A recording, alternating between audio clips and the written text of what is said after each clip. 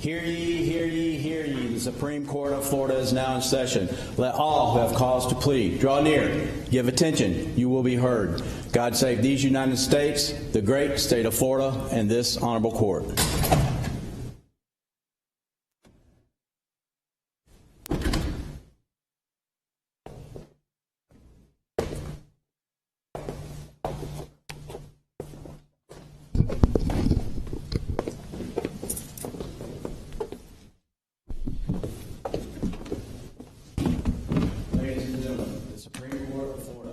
Seated. Good morning and welcome to the Florida Supreme Court. Our first case today is Wilson versus State of Florida, number 2024-1345. Good morning. Michael Luckman on behalf of Wade Wilson. May it please the court. Seated with me at council table is co-counsel for Mr. Wilson, Laurel Cornell Niles. If this argument had been taking place on December 17th of 2025, my presentation would be very different. But I certainly am aware of the two opinions that this court issued on December 18th. Hunt being the lead one, and Jackson perhaps to a lesser extent. I will acknowledge that all of the claims that I'm raising in my brief have been considered and rejected in the Hunt opinion. I'm very mindful of this court's time. I don't intend to waste this court's time re-arguing things that have already been considered. I continue to believe in these arguments that I've raised. Of course, I believe under Pew that my client has an ex post facto challenge. But again, this court has rejected that challenge, and the next step for my client and probably for Mr. Hunt is going to be the United States Supreme Court to consider that. So otherwise, I love a good intellectual argument, but it doesn't make a lot of sense to beat my head against a brick wall knowing that literally less than, or just over 30 days ago, you've issued an opinion addressing all of the issues that I'm raising in my brief. So of course I'm open to any questions, but at the same time,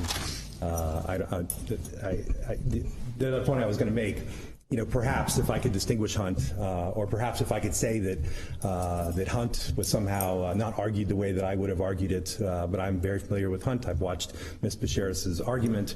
I think she did a wonderful job, and she presented all the issues that I would have presented them the way that I would present them today or on December 17th.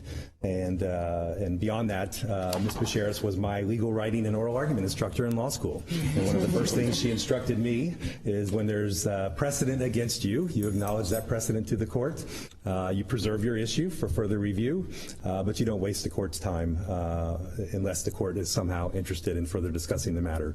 So with that, if there are any questions, I'm happy to address them. Otherwise, again, I acknowledge that Hunt resolves the issues in this case. I preserve these issues, and I will intend to raise them in the United States Supreme Court. All right, thank you. We're going to add that to the professionalism video. Thank you, Your Honor. For you.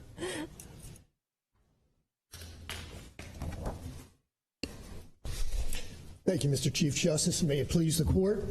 I'm Rick Buckwalter, Assistant Attorney General, and I represent the appellee, in this case, the state of Florida.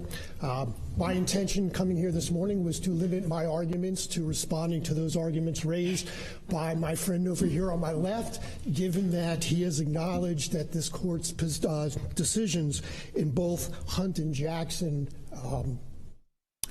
kind of set that aside for today. I really don't have any argument to make, and we would sit on our brief unless, of course, the court has any questions. Okay, thank you. I'd summarize and ask that the court affirm the decision of the lower court. Thank you. Thank you. To those in the audience, it usually doesn't go this smooth. I promise you. But very good. May be excused, Your Honor? Yes, thanks. Thank you. Appreciate it.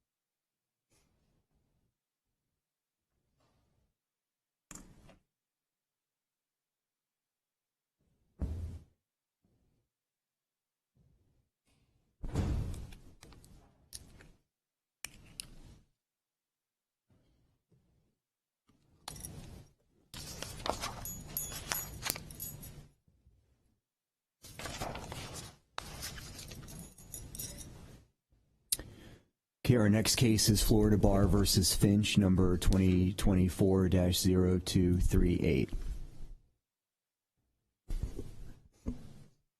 Good morning, Justice. My name is Alex Finch. I'm not sure whether I'm the petitioner or the respondent. Because I'm the petitioner, I'm the respondent in the disciplinary proceeding, but I was the first one to file one of the two competing petitions for review. So, Go ahead. okay, thank you. All right. Again, my name is Alex Finch. Good morning to the justices. This is my first time here in this forum. So I hope the water's not too deep and cold. So,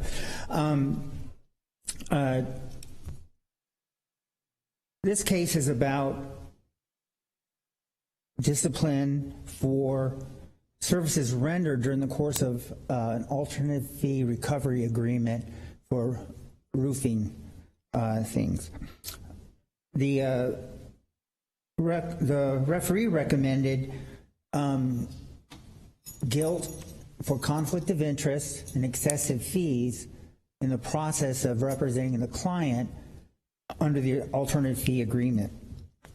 I received the clerk's letter indicating y'all have summaries, you've read the briefs.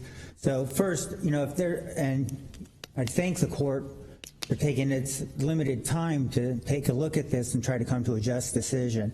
So if there are any issues that are particular to this court that you want addressed in this argument, then I would take them now. If not, then I'll proceed to a brief summary.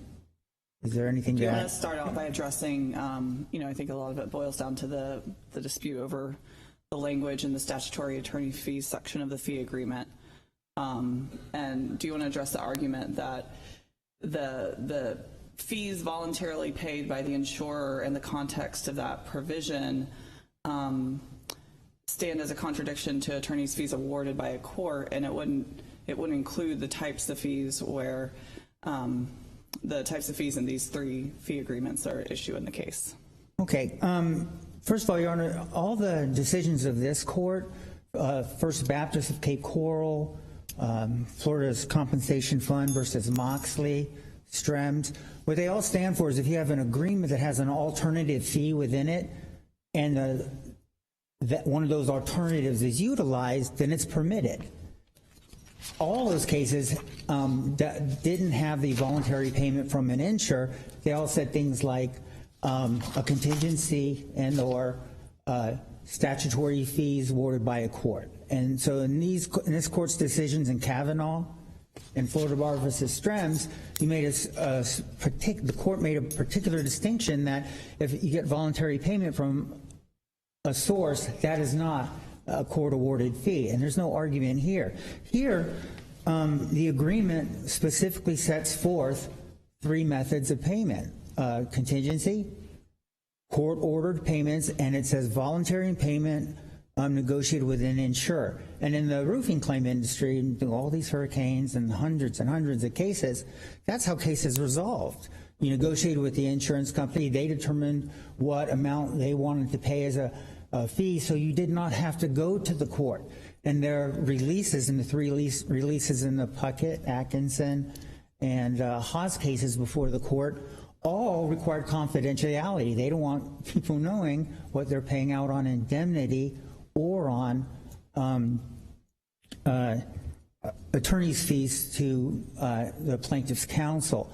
So I would suggest to the court that there's not a contradiction for those fees. It's just another alternative method of payment that was specifically requested by the client and the chosen option for the client. That's how he wanted it handled. Get him, I'm sorry, it's a company, get its desired, stated recovery, and then go to the insurance company and get paid so I don't have to pay you my 10%. And that whole agreement, all through it, indicates just that. The client got a dollar-for-dollar credit to increase their fees, not to reduce them. And fees weren't taken from it. They were credited, so they got everything, and it came from the insurance company to maximize the client. So there's no fee taken from the client So therefore, there's no excessive fee, and there's no complaint by any insurance company as to the manner in which they chose to settle any of their claims. And there are a lot of these. There are 160 claims altogether. That's how I address that. I don't think it's a contradiction. It's just an additional agreed upon form of compensation that's not prohibited by any decision of this court or the rules regulating the Florida bar. Counsel, you've been involved in the insurance field for a while. So do you know what a reserve is? Do you know when an adjuster establishes a reserve? I've been involved in the insurance industry for roofing claims since about 2018. General personal injury, mass claims, that sort of thing that deal with reserves and all that. I don't have a great deal of, I have a rudimentary knowledge of it. Well, when an adjuster gets a claim, an adjuster typically establishes a reserve, right? That's the amount of money that they estimate might be necessary to pay on a claim, right? Yes, sir. And that's typically what an adjuster is negotiating off of, right? When an adjuster gets an offer from a lawyer like you, they're looking at the number that they have, their total authorization to settle that claim. Right. Yes, they say we have an authored amount on the claim, but in negotiating beyond the claim, they have fee exposure under that statute. They have fee exposure under multipliers before the court for contingent component cases, and in contract cases, this court has held that you can get a multiplier. They're aware of that, so they deal with their reserve amount they have available, but that's as to the claim, not as to fees beyond. That's my experience in negotiating these cases. But I think that's where Justice Sasso was going a little bit with the initial question is, but we're not talking about the statute for you. You're talking about this fourth category, which is just kind of voluntary. So the insurance company will negotiate, I guess, a settlement or a payout for your client, and then you're going to be asking them to pay your fees, which is typically going to be a benefit to the client because the insurance company's they're not getting a service from you, so they're not paying you for your service. They're paying you as a recovery for your client, right? Outside the risk of having a prevailing party or some sort of court hearing where there's going to be determination of entitlement to fees. Yes, they treat insurance fees as an obligation they might have under the various scenarios you just gave Justice Tannenbaum, but they negotiate them in these roofing cases separately. They don't combine it together. If they do combine it together, that's a global settlement and all the types of things that Justice Sasso is concerned would come out. Here, we're going to give you $100,000 divided up amongst yourself. But it seems that in this context where there's not a suit necessarily, I mean, you're just calling, and I mean, it's an AOB. This is AOB world, which is a whole other world from typical lawyering. It seems like from the insurance company's perspective, they just want you to go away. They want this claim to go away. And they have a certain amount of money in their pot for this claim. And if some of it ends up having to be paid to you to make you go away on top of your client going away, that seems to be, that's where the conflict potentially comes from. Well, isn't no, it? Your Honor. Because you're, I'm sorry, if the insurance company weren't paying you as much for this fee, which is like not even established, it's not your rate, it's not a contingency, it's just some number, I guess, that you're coming up with, that's money that could have been paid to the client instead. So you end up negotiating against your client. No, Your Honor, because in all these cases, when settled and not settled for this client, the client set their RCV, replacement cost value indemnity demand, what they wanted, settle their claim. They told the attorney, I want $100,000, whatever it might be. And the attorney was directed to go get that and get them what they wanted or they found acceptable to pay their claim, and then specifically directed the attorneys, and go get what else for you so I don't have to pay you my contingency. Now, if those two components fell within the insurance company's reserve for settling that claim, then it's settled. But there was no instance in any case in the record for the court at all where the client's requested and demanded RCV amount was reduced by $1 from what the attorneys were able to negotiate with the insurance company separately. So there was no conflict because the client controlled the amounts of the settlement, what they wanted for the settlement, what they accept for the settlement, and they made a business decision as to what their claim was worth to them and did not care what the fees were. And is that, or were there findings on that? Because it seems like part of the issue here is how much, part of it is just, is there an inherent problem with this kind of arrangement, which that's one thing. But then the other aspect of it is, did the client and you, did they have full visibility on how that was working out?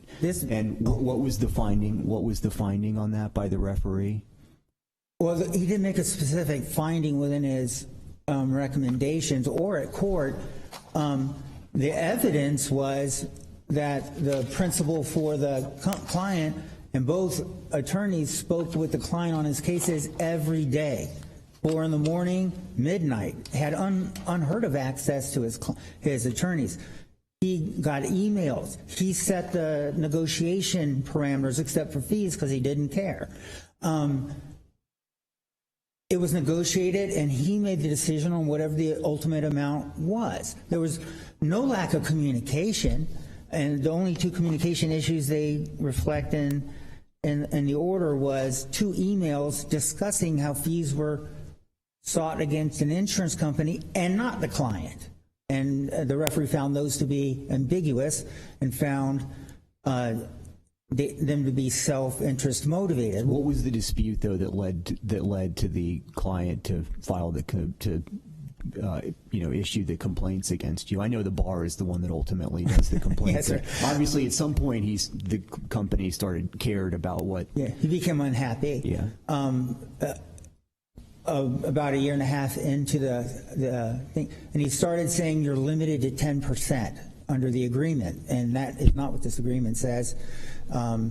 It's a contingent agreement, and all forms of compensation are limited by that 10% contingency under the court's ruling in First Baptist and Coral and Moxley. When the attorneys refused to continue doing services at that, or to back charge and lower it, the client got exceptionally angry and wanted the attorneys to continue giving services at what he decided to modify the agreement unilaterally. The attorneys did not want to do that because it wasn't cost effective. So he became angry, pulled cases, and we decided it was no longer a good client relation. It was adversarial, and we terminated the relationship. He became incredibly angry then, saying, all these cases, your name's on them, you have to keep doing them even though you don't want to. And that resulted in 7 bar complaints, some from his clients, some from him, friends, 2 malpractice actions, numerous actions for charging liens, things of that nature. But that was the impetus. For whatever reason, he wanted more for his claims, and he wanted to go backwards and say all these things I agreed to, and I determined and I said I'm going to change them all and give me back everything so that you only take 10%. Even though the money didn't even come from him, it came from an insurance company. They were attorney's fees, and the client was not a licensed attorney, and we obviously couldn't share fees with that client. But that was the genesis of it, just a meanness. Okay. You're down to a minute left into your rebuttal time, so. Okay, well then I would reserve the balance of the rebuttal. Okay. And I thank the court for its questions and its opportunity to review this matter. Okay, thanks. Thank you. May it please the court, Mark Mason on behalf of the Florida Bar. We're here today on a case involving an ongoing conflict of interest and a lack of adequate communication between lawyer and client regarding the amount of fees. Intentional misrepresentations in 2 of the cases that were addressed in the briefs by Mr. Finch to his client regarding the amount of fee he was going to retain on cases. and not a single closing statement provided. I heard an argument that, well, this was a chosen option for the client. A lot of this would have been resolved if there were closing statements here that clearly explained the disbursement of funds as they came in. A lot of this would have been cleared up if lawyer and client communicated regarding the amount of indemnity sought versus the amount of attorney's fees sought and the way that was done. But that's not what happened. So is there a problem structurally with the agreement itself? Because I mean, some of this is there. I mean, obviously, there's one way of looking at this is that there's an inherent conflict of interest because there's just one pot of money, and if the company doesn't care how it gets divided up, then So I guess what's your position on that? Regarding the fee agreement itself, there was potentially a way it could be interpreted where there would be no conflict. If the statutory fee provision that's being referenced is read in the context of, say, there's an order entered by a circuit court. Okay, that's yes, obviously, but on the issue of the agreement. Voluntary paid. Right. Yes. Voluntary paid in that context of a statutory fee provision, which is titled a statutory fee provision, it could be read as court order entitlement to fees, reservation of ruling as to amount, and then it's voluntarily paid before there's any court order against the insurer requiring payment. There would be no conflict there because at that point, in my mind, you're negotiating only that order, only that attorney fee, and it wouldn't necessarily affect the client's bottom line. But what about the way that it was being used here? The way it was being used here necessarily affected the client's bottom line, because what happens is they go to the client, and the client says, I want $50,000 RCV, that's replacement cost value, all right? And sometimes you'd be flat out asked, what's your bottom line? And then the lawyers would take that number to the insurer and said, this is my client's bottom line. There are emails that use that exact language, immediately sharing bottom line numbers with opposing counsel, and then tacking on an attorney fee that just so happens to always average out to around 20% of what would have been a global settlement offer. So, you can call it under a different label, but what this really is trying to collect a 20% contingency fee when the agreement says 10% contingency fee. And it necessarily affects the client's bottom line because Justice Tannenbaum mentioned it earlier. The adjusters are just trying to make these go away. They want the attorney gone. They want the roofing company gone. Totally understandable. They're concerned about the overall amount they're paying to get their release and move on to the next case. So is the issue, though, whether there's full sort of transparency with the client, or should the bar say, like, you cannot have this kind of an agreement, period, because it's so fraught with the possibility of this conflict? Right. Both. Obviously, there's the inadequate communication rule violations, which you need to have disclosure, and that would have mitigated a lot of the harm here because this was a 2-year lawyer-client relationship, and that was kind of an extended harm. As to the fee agreement... So if there had been adequate communication, would it have been okay to say, hey, I'm going to go try to get your RCV, and once I get that, I'm going to negotiate the fee, and as long as you're okay with that, would that be okay? I mean, don't lawyers deserve to know from the bar whether that's okay or not? Right. No, I understand that. And if there was a complete disclosure with the client and the lawyer, and the client clearly understood, you're capped out at this number, I'm now negotiating an attorney fee to try to get more, I think that would be a completely different set of facts than what we have before us today. And including in that communication the fact that, and that money might come out of the pot that could be available to settle your claim and get you more money. Right. And that's within the conflict of interest rule itself, is that the client needs to give informed consent. Certain conflicts are not waivable. And so there would have to be a significant amount of disclosure before we're approaching an agreement between lawyer and client where suddenly this is an acceptable agreement. But as to the sanction itself, the referee recommended 90 days. But the referee also found certain facts that suggest this needs to be a rehabilitative suspension. And by that I mean there was a specific finding that there was clearly misleading and intentional communications that was made during the referee's oral ruling, And when the referee was addressing the Atkinson case and Mr. Finch's email to his client stating he was entitled to $13,000 in fees, when if there was an acceptance of the settlement offer, he admits now that he would have only entitled to half that. So there's the dishonesty. Then there's the ongoing pattern of misconduct here and the multiple offenses. 10 rule violations. I'm not even getting into the ones that are not disputed today. We're only talking about the most egregious misconduct. But it's 10 rule violations spanning a 2-year period. And when you're dealing with this situation of a lawyer who's prioritizing his own financial interest over the interest of the client, this court has said in Morrison that is an intolerable breach of trust. And it's very difficult to square all that language from this court's prior opinions in Morrison, talking about dishonesty in the head opinion, and squaring that with a 90-day suspension.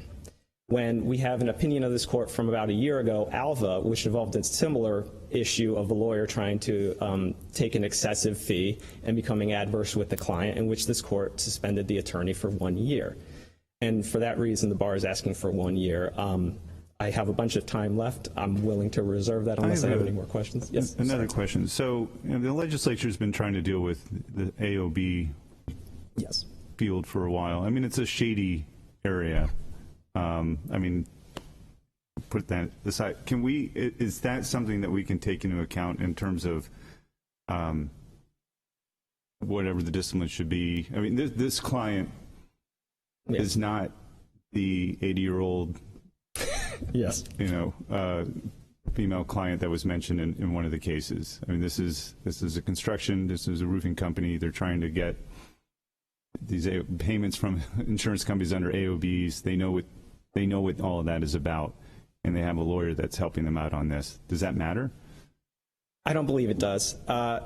And the reason I say that is AOB claims can be subject to an enormous amount of dispute on how much money they have cost, how much fees they have drum up, and how it's incentivized construction companies to go door to door and get people to sign on for repairs they don't need. I understand that concern of it, but at the end of the day, Mr. Finch did what he was allowed to do, which was represent the roofing company pursuing those assignment of benefit claims.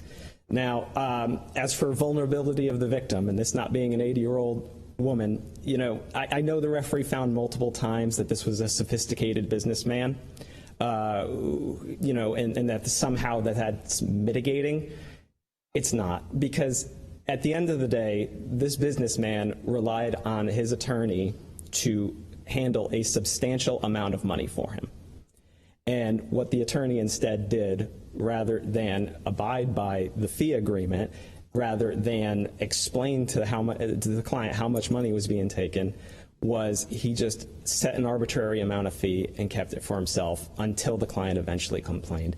The client may not have been the 80-year-old woman, but he was in a vulnerable spot by having someone handle the money for him for that long period of time, and for that to happen to him. So for that reason, I'd still ask that be considered no mitigation at all, really, and a 1-year suspension imposed. Having kind of been in the weeds on this yourself, do you think that the rules need to be clarified or changed to kind of specifically address this kind of arrangement? Because I understand, I completely understand, the findings here about potentially there having been dishonesty and everything, but it seems like there's just kind of this is like an inherently sort of gray area as far as putting the conflict of interest construct on it and everything. And so it seems like we need to think about kind of clarity and predictability and notice to both lawyers and clients about whether these things can be allowed. And it just seems like some of the arguments you're making would be there even if there had been complete transparency here. I mean, correct. My default answer to can the rule be amended is... Well, I know it can be. I didn't mean it like that. I'm sorry. It's very hard to create a rule. It's going to draft every single type of it's going to contemplate every single type of agreement that a lawyer might create with a client. And I don't think there's any notion that we want to discourage a fee structure that would be necessarily acceptable. But part of that's the reason we have an ethics hotline at the Florida Bar to bounce questions off of. 4-1.5, which is about the contingency fee agreements, is very long already. It's one of those rules that does get amended to address specifically what needs to be involved. But yes, I believe we'd be in the same situation regardless of whether the rule was amended, just because of the lack of adequate communication going on here, and specifically a lack of closing statements, which just made a bad situation worse. It would seem to me that that's really your answer, is that if he had provided the closing statements, then this would have been detected by the client immediately, so no rule change is appropriate. Like that seems to be the core bottom line breach. We wouldn't be here if you had delivered timely closing statements, right? I imagine that this would have been resolved between lawyer and client very early on, right, if that had happened. Right. But it doesn't solve the problem of, so there'd be a closing statement, but the client's not necessarily aware that the lawyer is negotiating basically a side deal that could come at the cost of the client, and they may not be aware of it. I think that's the point. You're here asking for a year suspension for a variety of reasons, which then turns out, are you trying to make Mr. Finch a test case in a way, and then everyone else will know that there's a lot of risk with these agreements, as opposed to doing something affirmatively. I mean, there was already this long thing about the contingency agreement. There could be something shorter that explains, so that lawyers know that there's a lot of risk, there's potential conflicts of interest just inherent in this type of arrangement. Right. With the goal being, the goal is never to make sure lawyers get paid. The goal is to make sure that the public has access to adequate representation. So, this voluntary agreement is not necessarily necessary to make sure the public has access to one of the over 100,000 lawyers we have in the state of Florida. Well, yes, and one of the main purposes of our discipline is to act as a deterrent for others. And when you have something that's going on for this long of a time, and it's not just, I maybe interpreted the agreement a little more liberally than I should have, but literally the client is raising these concerns constantly. And the response isn't, let's meet with the client and discuss, but instead is to say, well, this is what we're going to take, this is what we're entitled to. Just keep calling them statutory fees and just mislead the client with these emails saying I'm entitled to a third when that is not established anywhere whatsoever. This is the conduct that needs to be deterred through a really rehabilitative suspension, not just an innocent misinterpretation of a fee agreement that just so happened to create a conflict of interest. And that's one of the main reasons the bar is seeking a 1-year suspension. I'll reserve the remaining time for rebuttal, cross rebuttal. Thanks.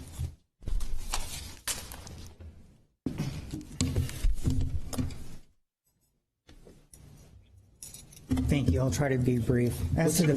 What's your answer? Yeah, go ahead. What's your answer as to the closing statements? I think it sounds that's like where I was going. Yeah.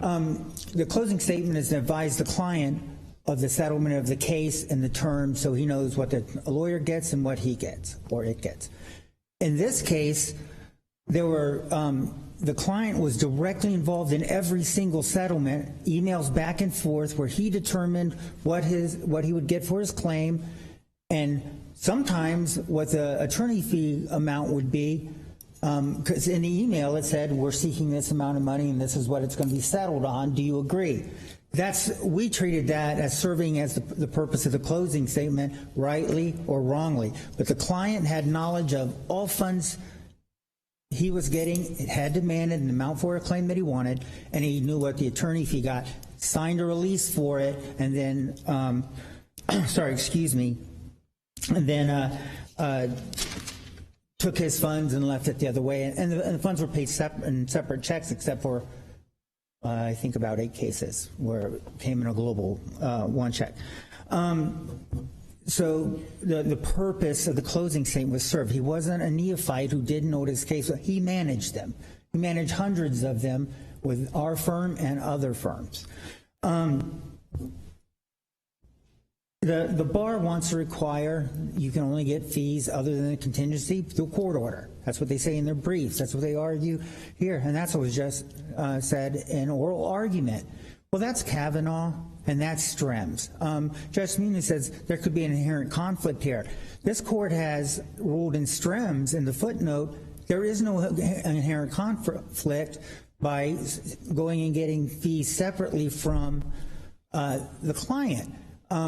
It's how the agreement is applied. Sorry, excuse me, Your Honor. And here, there's no facts where it was applied to the client's detriment. He always got what he wanted. The bar argues if he wants $5,000 for his claim, we're supposed to say, no, you should take 20. You should take 15. But the rules regulating Florida Bar 4.1 and 4.14, which this court addressed in Strems, says we have to honor our client's directions. If he wants to settle for $1 or a penny, that's what we go get. And that's what happened in every case. Not a single case of the 160 settled ones did that not happen. Did that client pay us a contingency of a penny unless they accepted a proposal for settlement and cut off the right to negotiate with the attorney. And they said, okay, we don't want you to do that. We're going to pay the 10%. Let's get to sanctions. This court's sanctions in the Davidge case just a couple of days ago, you upheld a 90-day suspension on an alternative fee agreement for conflict of interest. Well, that was playing against two people, a roofing company as a client and the homeowner, and you gave them 90 days. That was intentional conduct. What you have here at best is a misrepresentation, a miscommunication. I talked to the client incessantly and fully and gave them the opportunity to do what they chose to do, and then we'd adhere to their instructions. The Atkinson email, the Haas emails, they were all in the context. Can you direct us to anything in the record of the client's testimony stating that they felt adequately informed? No, because what the client said was, I didn't read what was sent to me. I didn't read the emails. I just trust my attorney. But when you looked at the emails, they were all to him. He came back with statements like, just get me, whatever, $50,000 and go get your fees. He was not credible as a witness. He said he didn't even see the agreement. It was mailed to him when the attorneys went to his office and explained it to him and signed it together in front of him. So he didn't say, I guess he probably did say I didn't know, but he didn't know because he says he didn't read anything sent to him. And there are reams and reams of emails back and forth. There are text messages back and forth discussing each claim for that client to make its determination of how it wanted to settle the claim. And we followed that instruction under 4.1 and 4.14. There was nothing in the record anywhere where the law firms took in excess of 10% from the client.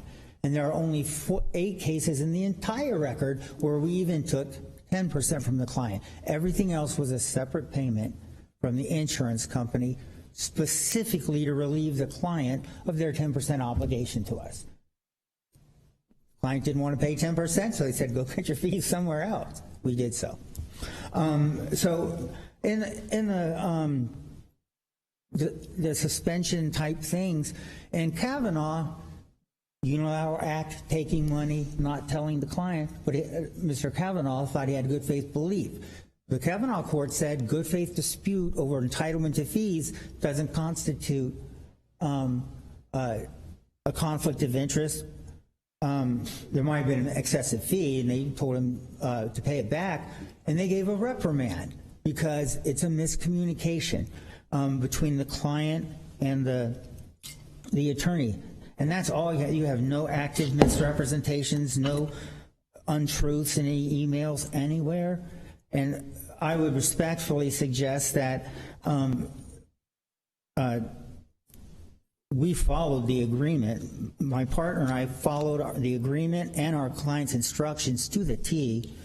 So gnosis punishment is really due for the Atkinson and Haas. There's an issue with the Puckett. My client, in a time of great stress in his life, losing a sibling, didn't provide a settlement offer, and you made a mistake. Attorneys aren't perfect, including me and my partner.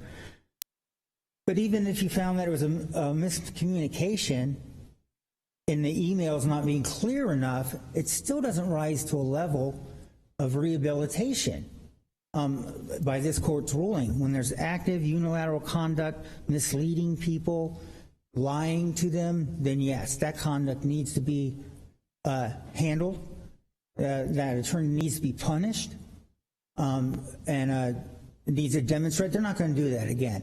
But you don't have it here. It's nowhere in the record.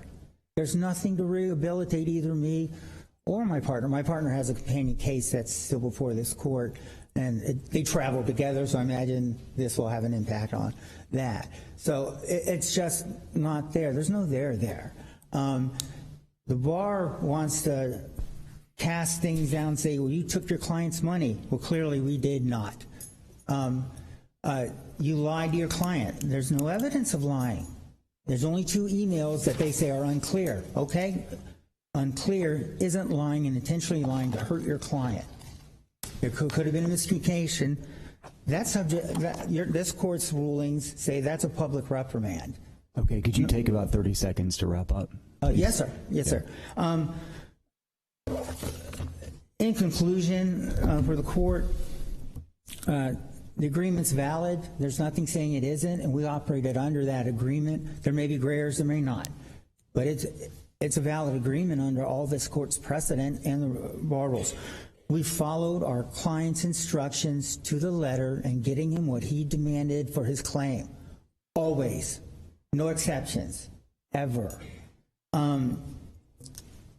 We did not know that there was a complaint as to these settlements until 2 years after we were representing the client. So there was communication. There wasn't continued representation during a period of time where we had knowledge of a problem with any of these cases that were brought. Okay. 2 years later. So thank you. Again, thank the court for its time and considering these issues and granting me the opportunity to speak. Thanks. You.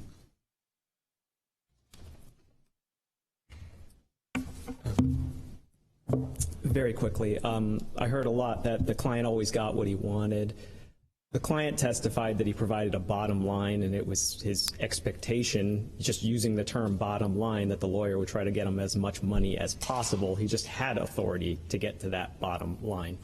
So when you hear the argument, the client always got what he wanted, that's what that means, is that he got the bottom line. As for there being no untruths in the emails, that was not the finding by the referee.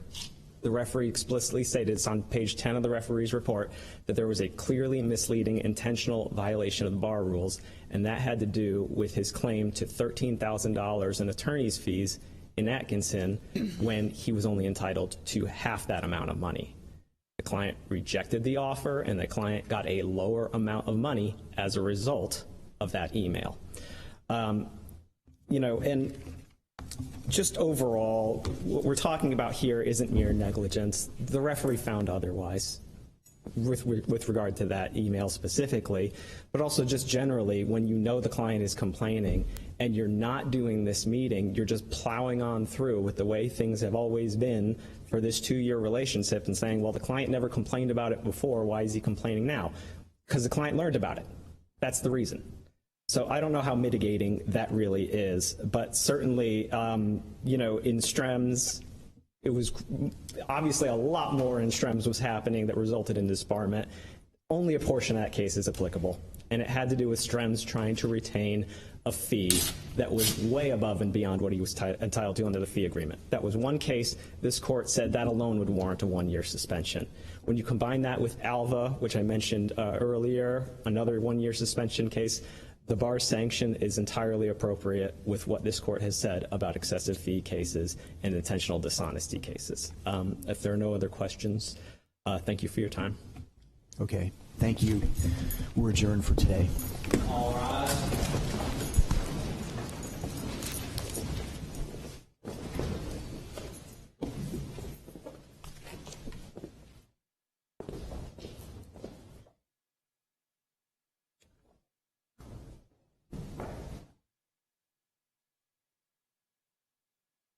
This honorable court is now adjourned.